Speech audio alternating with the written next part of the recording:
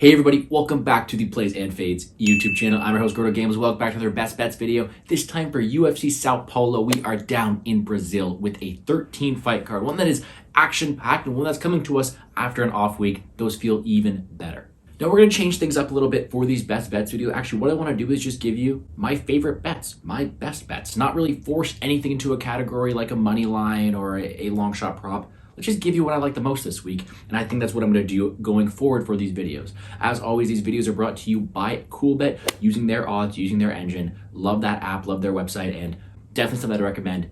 Check it out in the description down below. While you're down there, hit the like button down below, subscribe to the channel, show some love, and let's break it down with our 3 favorite bets for this weekend. Let's get things started with a prop bet, actually one that is going to be a bit juicy, I don't care, a bit chalky.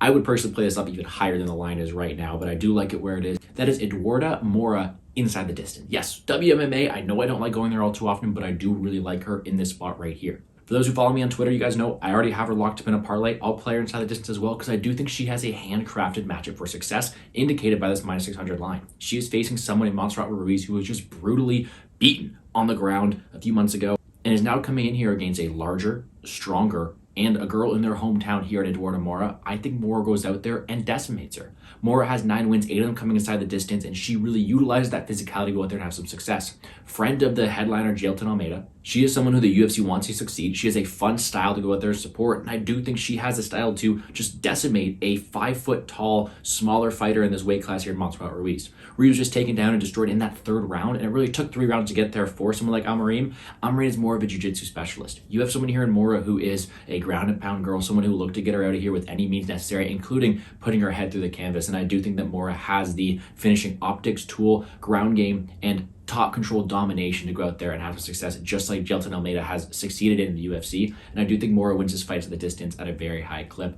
I will take her to win. I will take her minus 3.5, and I will take her inside the distance here. I do think she gets it done for her in front of her home crowd, really putting her name on the map. Another prop I like this week is the fight doesn't go or the under in the Daniel Marcos versus Victor Hugo Silva fight. And I know there are a few things that make this one seem a bit interesting, right? Marcos isn't necessarily the biggest power threat. He's gotten a decision in his last couple, and he is the one projected to win this fight against the newcomer here at Hugo Silva. Hugo, though, has that killer to be killed mentality. From Brazil himself, stepping in a short notice, just fought in the Contender Series. He is really going to do everything in his power to finish this fight, even including tiring himself out in the process. He is a primary grappler who will go out there, try for a bunch of different leg attacks, including getting a knee bar in the UFC. Very potent ground game, and I do think he is going to have that ground game edge here against someone in Marcos. Despite that, on the feet though, even though I think Marcos is going to have a technicality edge, Hugo Silva throws with fight-ending intention. Everything he throws is really from his hips, is going to go out there and try to put out Marcos' lights, and I do think he has the power to knock out anyone at this weight class. However, in doing so, he expends a lot of energy. He will be the slower fighter to the punch as the fight goes on, and I do think Marcos can take over down the stretch, potentially getting a finish in his own right as the fight goes on. We saw Hugo's cardio go down a bit in Dana Contender Series, and although he was able to get a win out of there, that one,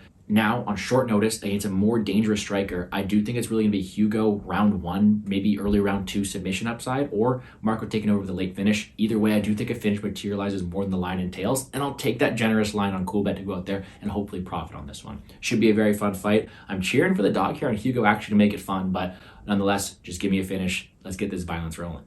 Actually, we're going to stick with a underdog or money liner this week, and we're going to talk about someone who, again, WMMA, 2 of the 3 picks are WMMA. Maybe that's a bit dangerous here, but someone who I think wins more than the line indicates here is going to be Angela Hill. Very popular underdog this week, and I can see why. Denise Gomes has been in a roll. There's no denying that. A ton of knockout power. She's the hometown girl. I get why people are going up to bet her here, but I do think she's taking a step up too soon. Gomez, in my eyes, is someone who I've tried to fade in the past. I think aside from that knockout power, she's extremely hittable, doesn't win the most minutes, and doesn't really have that really good of a ground game to go out there and steal these rounds. She's now facing an absolute vet here in Angela Hill, who is just fighting in main events, who has fought the best of the division, and whose durability has been in check. Yes, if you think Gomez can go out there and knock out Hill, all power to you, take that Gomez side, but Hill has never been knocked out, and being so durable, I do think that this line should give her more credit, because I do think she has more winning equity. She can go out there, be quicker to the punch, land more volume on someone whose striking defense really lacks here in Gomez, and as well as having a potential ground game to go out there and implement, shall she decide to go to it. I don't really think so. Instead, I think she uses her vet savviness to go out there and outpoint Gomez the same way she did to a Godinez or a Ducote, utilizing her long frame, her good activity, and her really good durability and cardio down the stretch to go out there and win optics, win minutes, and win this fight in the judges' scorecards. If this plus money number isn't good enough for you, take Hill wins by decision. I think that's our most likely path to victory here. I just think that this line should be maybe flipped the other way, considering we have someone at Hill who's taken a step down, being a more experienced girl with better optics, in my opinion. So there you have it. Those are 3 bets I'm liking this week for UFC Sao Paulo. Just to throw a couple of things out there to give you guys some extra incentive for watching the videos. I also like the under in the Brenner versus Kanon fight. Krawicki is not someone who I was too high on in the Day One Contender series, so I do think he's killed. Should be killed early. I also like the under. Again, more violence. Under here on the Baralho versus Magomedov fight. Magomedov, short notice. Cardio we know isn't great. Baralho not the most potent finisher, but someone who I do think has the capability to take over as soon as Magomedov get tired, as well as Supian being that round 1 or bust kind of fighter. So that is another under I like. And last but not least, parlay pieces. Give me both Bonfim brothers, and the fight doesn't go the distance to the main event. Those are 3 legs I like there. Overall, a very fun card. And if you want to see my full slate of bets, check me on Twitter at GamblesGordo. But that's going to do it for me here on the Plays and Fades YouTube channel. Hit the like button down below, subscribe to the channel, show some love. Hopefully you guys have picked up enough knowledge here and are with me for these bets this weekend, because Cool Bet's going to be paying me out, man. I do like the odds they're giving us here, and I do think we were able to profit on this one. I do like this card. As always, gamble responsibly,